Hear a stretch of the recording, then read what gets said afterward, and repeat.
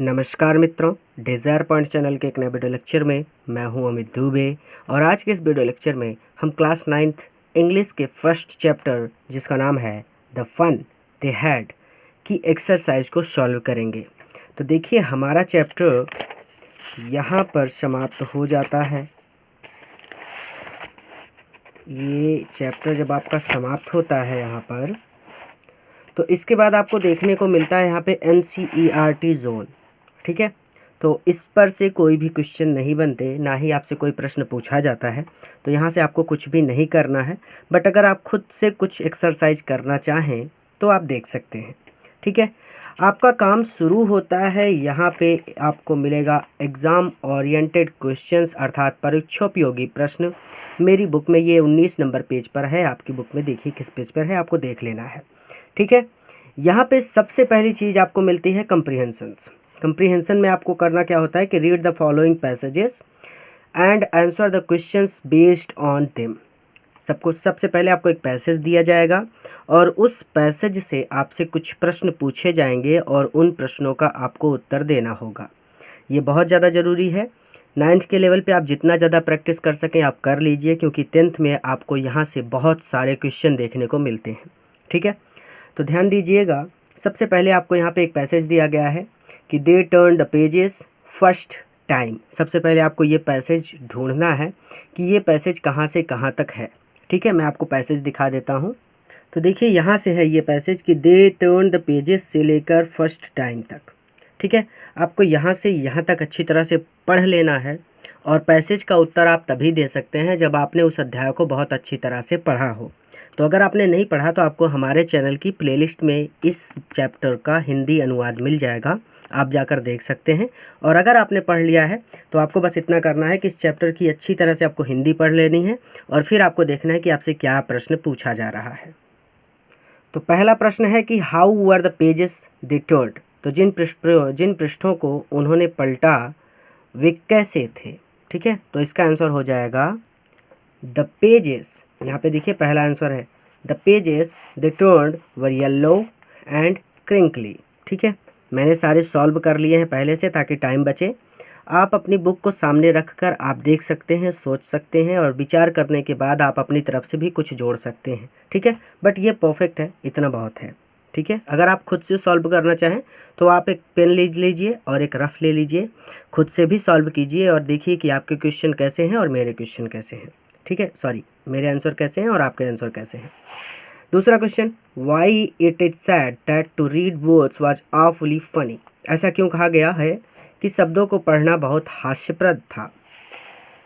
तो देखिए it is sad show ऐसा इसलिए कहा गया क्योंकि एज दे स्टूड स्टिल, क्योंकि वो शब्द एक जगह पर रुके हुए थे, इंस्टीड ऑफ मूविंग हिलने के। तो वो चलते रहते हैं ना कंप्यूटर की स्क्रीन पर, तो वही कहता है कि कंप्यूटर की स्क्रीन पर जैसे वो शब्द चलते रहते हैं उस तरह से चलने के बजाय वो शब्द एक ही स्थान पर रुके हुए थे। ठीक है, तो the way they were suppose to on computer screen. तो मैंने आपको साफ साफ बता दिया कि जिस प्रकार कंप्यूटर के स्क्रीन पर शब्द चलते रहते हैं तो चलने की बजाय वो सभी शब्द एक स्थान पर रुके हुए थे। अगला क्वेश्चन कि what did they find when they turn back to the page before. तो जब वे वापस पिछले पृष्ठ पर आए तो उन्होंने क्या पाया। इसका आंसर हो जाएगा कि when they turn to the pages before they found that there were the same words it had when they read it first time. तो जब वो पिछले पेज पर गए तो उन्होंने देखा कि वहाँ पर वही शब्द लिखे हैं जो उन्होंने पहली बार पढ़े थे। ठीक है, अगला है कि who does the words they refer to here. शब्द दे किसकी ओर संकेत करता है, तो यहाँ पे हो जाएगा मार्जी एंड टॉमी। ठीक है, दूसरा पैसेज कि he was around in no time. तो ये पैसेज आप खुद से ढूंढिएगा, मैं डायरेक्ट सॉल्व करवा रहा हूँ। ठीक है, ढूंढने के लिए इसलिए छोड़ दे रहा हूँ ताकि आप खुद से ढूंढ सकें और धीरे धीरे आपकी आदत पड़ जाए। ठीक है, पहला प्रश्न कि what did the round little man with the red face have and what did he offer मार्जी। तो कहते हैं कि लाल चेहरे वाले गोल मटोल आदमी के पास क्या था और उसने मार्जी को क्या प्रस्तुत किया। तो इसका आंसर हो जाएगा कि the round little man with red face had a whole box of tools with dials and wires. Dial और वायर्स का उसके पास पूरा बॉक्स था। He offers Margie an apple, और उसने मार्जी को एक सेब ऑफर किया या फिर दिया। Where did all the lessons and questions appear, सारे पाठ तथा प्रश्न कहाँ प्रकट हुए? तो all the lessons and questions appeared on the big screen, तो बड़ी स्क्रीन पर सभी प्रश्न और पाठ अपीयर हुए, प्रदर्शित हुए। अगला प्रश्न है कि which part did मार्जी not like, मार्जी को कौन सा भाग पसंद नहीं आया? तो मार्जी, ये चौथा है, तीसरा कि Margie did not like the slot where she had to put homework and test papers. ठीक है, तो जहाँ पर वो होमवर्क और टेस्ट पेपर डालती थी वो स्लॉट उसे पसंद नहीं था। अगला कि when did Margie begin to learn punch code, तो मार्जी ने पंच कोड पढ़ना कब शुरू किया था? तो इसका हो जाएगा कि Margie began to learn punch code when she was 6 year old, जब वो 6 वर्ष की थी तभी से उसने पंच कोड पढ़ना शुरू कर दिया था। अगला पैसेज, तीसरा पैसेज है कि Tommy looked at her had a teacher. यहाँ तक आप ये पैसेज ढूंढिए, एक बार उसकी हिंदी पढ़िए और फिर क्वेश्चंस पर आइए। तो पहला क्वेश्चन है कि what sort of school according to Tommy was it, Tommy के अनुसार यह किस प्रकार का स्कूल था? तो यहाँ पे कह देंगे कि अकॉर्डिंग टू टॉमी, यहाँ पे आंसर नंबर 1, तो according to Tommy it was the old kind of school that they had 100 of years ago. ये टॉमी के अनुसार ये वैसा स्कूल था जो सैकड़ों साल पहले हुआ करता था। अगला क्वेश्चन कि did मार्जी no about such old kind of school, क्या मार्जी ऐसे पुराने प्रकार के स्कूल के विषय में जानती थी? तो इसका हो जाएगा यहाँ पे no, Margie did not know about such kind of school, तो मार्जी ऐसे स्कूल के बारे में नहीं जानती थी। When did such school exist, ऐसे विद्यालय कब हुआ करते थे? तो सच स्कूल्स एग्जिस्ट सेंचुरीज अगो, शताब्दियों पहले ऐसे स्कूल हुआ करते थे। ठीक है, अगला प्रश्न, pick the words from the passage which are opposite to, तो अपोजिट यानी यहाँ पे आपको अपोजिट वर्ड ढूंढने हैं। पहला केयरलेसली, दूसरा इन्फीरियर। ठीक है, तो इसका हो जाएगा केयरलेसली का हो जाएगा केयरफुली और इन्फीरियर का हो जाएगा सुपीरियर। ठीक है, अब अगला पैसेज हमारा कहता है 4th नंबर कि मार्जी वेंट इनटू से लेकर प्रॉपर स्लॉट तक। ठीक है, तो इसको ढूंढिए, हिंदी पढ़िए अच्छी तरह से इसकी और फिर इस क्वेश्चन पर आइए। तो पहला प्रश्न, where was the school room, तो विद्यालय कक्ष कहाँ था? तो यहाँ से है हमारा पहला आंसर कि the school room was right next to Margie's bedroom, तो मार्जी के बेडरूम के ठीक बगल स्कूल रूम था। Which days of the week for the school were of, तो सप्ताह के कौन से दिनों में स्कूल नहीं खुलता था? तो इसका हो जाएगा सैटरडे एंड संडे। आप पढ़ेंगे तो आप खुद से सॉल्व कर लेंगे, ये बहुत ज़्यादा इजी होता है।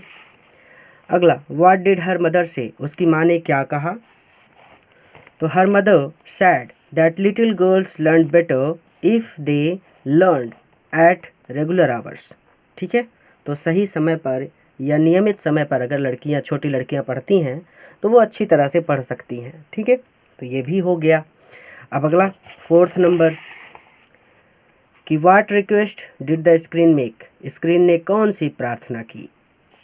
तो ये है 4th नंबर कि the screen requested to insert the previous day's homework in the paper slot, तो पेपर स्लॉट में पिछले दिन का होमवर्क डालने की रिक्वेस्ट स्क्रीन ने की। तो 5वां है कि Margie did so with talk about it.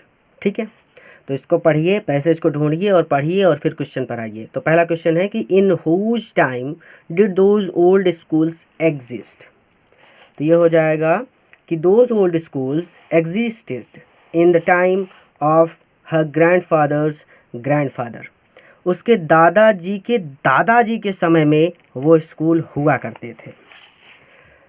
What things did they do together, वे क्या चीज़ें साथ साथ किया करते थे, अर्थात यहाँ पे जो वे है ये हमारे लिए है, यानी हमारे टाइम में जो स्कूल है इसमें हम लोग क्या साथ साथ करते हैं, हम एक साथ स्कूल जाते हैं, ये चीज़ें लिखी है उसमें किताब में। ठीक है, पैसेज में लिखी हैं कि हम लोग एक साथ स्कूल जाते हैं, हंसते हैं, खेलते हैं और एक ही चीज़ को पढ़ते हैं, तो यही चीज़ यहाँ पे लिख देनी है। कि दे केम, वो स्कूल आते थे, लाफ्ड हंसते थे, शाउटेड चिल्लाते थे in the school yard, school के यार्ड में, विद्यालय प्रांगण में, टुगेदर एक साथ, and also sat in the school room together, और स्कूल की रूम में यानी कक्षा में एक साथ बैठते थे। अगला हो जाएगा कि what was the benefit of learning the same things, एक ही चीज़ पढ़ने का क्या लाभ था। तो by learning the same thing together, तो जब वो सभी एक ही चीज़ को पढ़ते थे तो they could help one another with the homework, तो वो होमवर्क में एक दूसरे की मदद कर सकते थे, एंड टॉक अबाउट इट, और इसके बारे में बात कर सकते थे। ठीक है, आगे कहते हैं कि विच words in the above passage have the same meaning, तो समानार्थी शब्द ढूंढने हैं। पहला है विसिनिटी और दूसरा है मास्टर्ड। तो विसिनिटी का हो जाएगा नेबरहुड, मास्टर्ड का मैंने आपके लिए होमवर्क कर दिया। आप पैसेज में ढूंढिए और मुझे बताइए कि मास्टर्ड के लिए समानार्थी शब्द क्या होगा, सेम मीनिंग कौन से शब्द की होगी। ठीक है, तो चलिए ये आपका होमवर्क है। अब अगर हम इसके आगे बढ़ें तो आपको मिलता है अंडरस्टैंडिंग द टेक्स्ट, इसमें मिलते हैं आपको शॉर्ट आंसर टाइप क्वेश्चंस, और इसके आगे जब आप चलेंगे तो आपको मिलेंगे लॉन्ग आंसर टाइप क्वेश्चंस, और वोकैबुलरी भी है और कुछ बहुविकल्पी प्रश्न भी हैं। तो उनको हम अगले वीडियो लेक्चर में सॉल्व करेंगे ताकि आपके लिए ज़्यादा लोड ना हो और ज़्यादा प्रेशर ना बने। आपका होमवर्क केवल इतना सा है कि आपको जितना मैंने पढ़ाया ये सभी एक बार आपको खुद से सॉल्व करना है। ठीक है, ताकि आपकी प्रैक्टिस हो जाए और आपको अच्छी तरह से समझ में आ जाए कि इन क्वेश्चंस का उत्तर कैसे देना है। पूरा वीडियो देखने के लिए धन्यवाद। अगले वीडियो लेक्चर में हम शॉर्ट आंसर टाइप और लॉन्ग आंसर टाइप क्वेश्चंस भी सॉल्व करेंगे। इस वीडियो को अपने मित्रों के साथ भी ज़रूर शेयर कीजिए ताकि वो भी हमारे साथ जुड़ सकें और इसी तरह से एक साथ मिलकर हम अपनी तैयारी कर सकें।